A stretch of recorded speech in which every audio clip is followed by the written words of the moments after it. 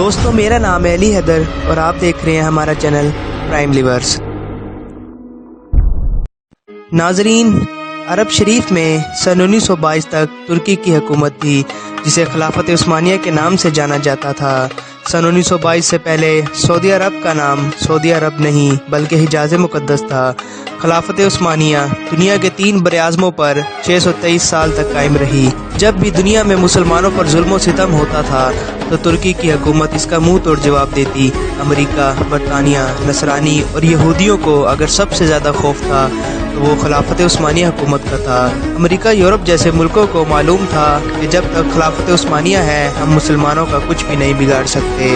امریکہ، Europe نے سب سے پہلے ایک شخص کو کھڑا کیا جو کرسچن تھا، ایسی عربی زبان بولتا تھا کہ کسی کو اس پر شک بھی نہیں آیا کہ اس نے عرب کے لوگوں کو خلافت عثمانیہ کے خلاف یہ کہہ کر گمراہ کرنے کی ناکام کوشش کی کہ تم عربی ہو اور یہ ترکی کے لوگ اجمی ہیں، یعنی غیر عربی ہیں، ہم اجمی کی حکومت کو کیسے برداشت کر رہے ہیں۔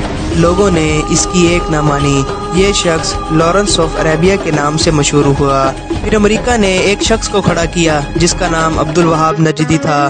عبدالوہاب نجدی کی ملاقات عرب کے ایک سوداگر سے ہوئی جس کا نام ابن مسعود تھا۔ اس نے ابن مسعود کو عرب کا حکمران بنانے کا لالچ دیا۔ پھر ابن مسعود نے مکہ، مدینہ اور طائف میں ترکی کے خلاف جنگ شروع کر دی۔ مکہ، مدینہ شریف اور طائف کے لاکھوں مسلمان ابن مسعود کی ڈاکو فوج کے ہاتھوں شہید ہوئے۔ جب ترکی نے دیکھا کہ ابن مسعود ہمیں عرب سے نکالنے اور خود عرب پر حکومت کرنے کے لیے مکہ، مدینہ شریف اور طائف کے بے قصور مسلمانوں کو شہید کر رہا ہے، اب ترکی نے عالمی طور پر یہ اعلان کر دیا کہ ہم اس پاک سرزمین پر قتل و غارت پسند نہیں کرتے۔ اس وجہ سے خلافت عثمانیہ کو ختم کر دیا گیا، جس کی وجہ سے 40 نئے ممالک وجود میں آئے۔ پھر عرب کے مسلمانوں کا زوال شروع ہوا۔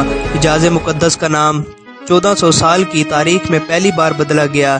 ابن مسعود نے حجاز مقدس کا نام اپنے نام پر سعودیہ رکھ لیا، اور اس فتنے کا ذکر احادیث میں بھی ملتا ہے، اور اسی وجہ سے سرکار دو عالم صلی اللہ علیہ وآلہ وسلم نے سعودی عرب کے شہر نجد کے بارے میں دعا نہیں فرمائی تھی۔ اسی نجد میں ابن عبدالوہاب نجدی پیدا ہوا جس سے انگریزوں نے ایک نئے مذہب کی بنیاد ڈلوائی، اور یہی شہر مسیلمہ کذاب کی جائے پیدائش بھی ہے۔ لیکن دنیا بھر کے مسلمانوں کی آنکھوں میں دھول جھونکنے کے لیے انگریزوں نے اسی نجد شہر کا نام تبدیل کر کے ریاض رکھ دیا، جو آج کل سعودیہ کا دارالحکومت ہے۔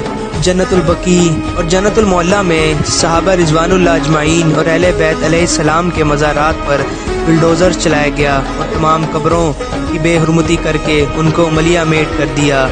بدقسمتی سے آج بھی کئی بھولے بھالے مسلمان انہی قبروں کو سنت کے مطابق سمجھتے ہیں، حالانکہ سن 1922 سے پہلے وہ ایسی نہ تھیں۔ حرم شریف کے جن دروازوں کے نام صحابہ اور اہل بیت کے نام پر تھے، ان کا نام آل سعود کے نام پر رکھا گیا۔ آپ یہ معلومات انٹرنیٹ کے علاوہ تمام تاریخ کی کتابوں میں بھی پڑھ سکتے ہیں، اور انگریزوں نے اسی نام سے ایک فلم بھی بنائی جو لارنس آف عربیہ کے نام سے جانی جاتی ہے، اور یہ کئی بار دیکھی جا چکی ہے۔ یہود و نصارہ کو عرب میں آنے کی اجازت مل گئی۔